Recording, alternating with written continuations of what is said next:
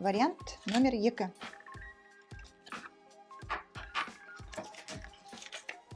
Бізге клетка дәптер керек.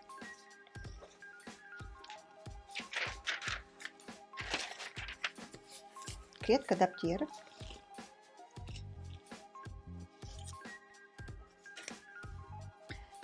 Парақтың бұрышынан 13 сантиметр тастардан бұрын қараңыз, мен сызып алдым. 13 сантиметр тастадым. Бұл жағанның жалпақтығы, я болмаса орысша біз бұны отлет деп айтамыз. Енді қараңыз, қағазды бұрдым да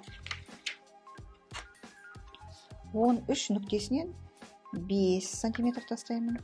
Және тағы да бір рет 5 сантиметр тастаймын. Сосын тастаймын 2,5. Қараңыз, 1, 2,5. Сосын тағы да 5 сантиметр. Енді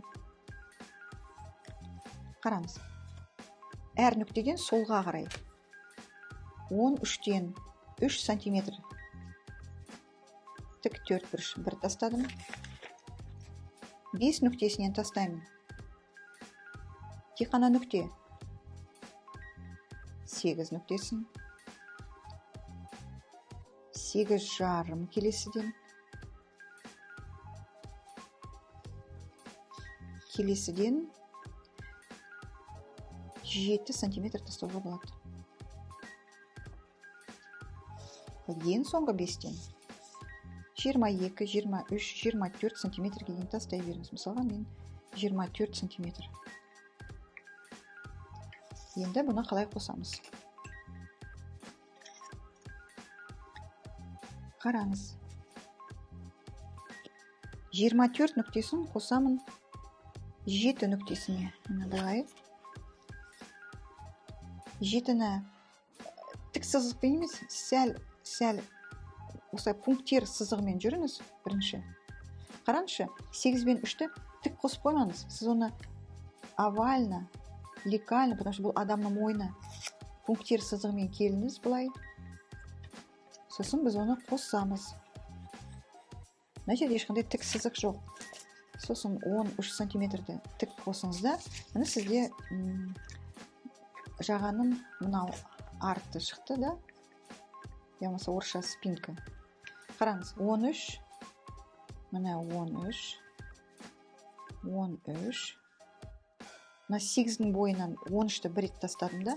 Вот мына жерге қараңыз, бұл жер обязательно 90 градус болу керек, 3 сантиметр дейді. Неке осыдан, егерде сіз қосылмасаңыз, онда осындай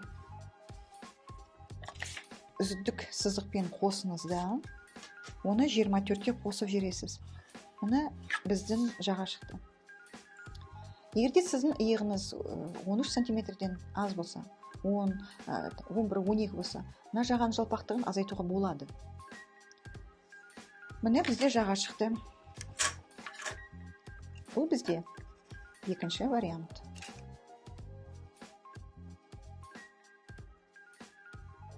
Вариант екінші. Міне, мен айтқандай 42-44-ке жарайды, так как менің манекенім басқа қарамаңыз, 48-ші размер. Міне бізде мынандай жаға шықты. Екінші вариант.